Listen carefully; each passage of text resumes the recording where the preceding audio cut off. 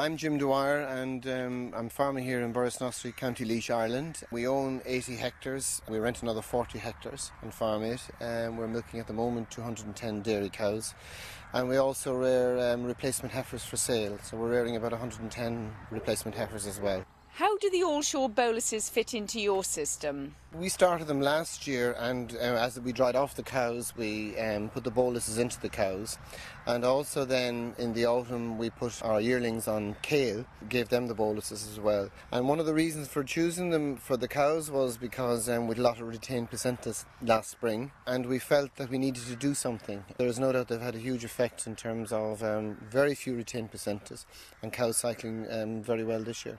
Last spring we would have had possibly up to 50 cows with retained placentas, which I know was very high, so there was probably an issue, an underlying problem there. And then this year we were down to possibly 4 or 5, if that, So the problem was really disappeared as such. And that makes a real difference to the health of the cows. Oh, it makes a huge difference because we're at breeding now, and the target is to get 90% of the cows served in the first 3 weeks.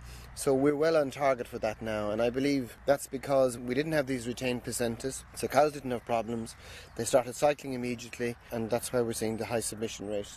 It goes without saying that farmers don't want to spend money unnecessarily on products.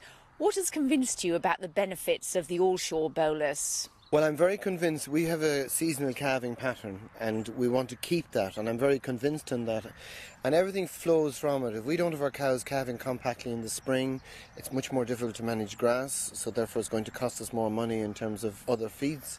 So if we can get the cows calving compactly as we have done in the past, and we're talking about 85 to 90% in the first 6 weeks of calving, if we can achieve that, then the whole year follows and you've less costs. So if we've just put in some amount of money and we achieve that, well then I don't have a problem with that. And I wouldn't be a person to spend needlessly on a farm, but at the same time sometimes you have to invest in certain things. And I do believe that getting the cow right in terms of trace elements and animal health is so important. And we put a lot of work into that, and I think if that is right, then everything follows. Do you have any particular trace element deficiencies here on the farm?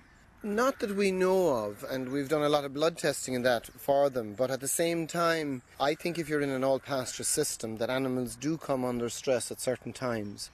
And I think if everything isn't right, some things will come to the fore. It's much cheaper using a bolus and rectifying the problems very early on than ringing up the merchant and getting in a load of concentrates thinking that's going to solve the problem, because it needn't necessarily solve the problem, but it could cost you a lot of money. And I guess if you're out wintering on kale, there's the issues of goitrogens.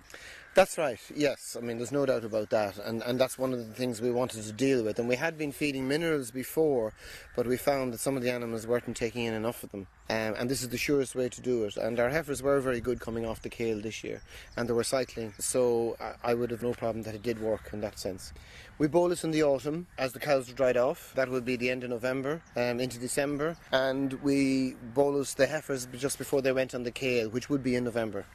Generally, you'd have to say we're very pleased with it, and we'll be using it again,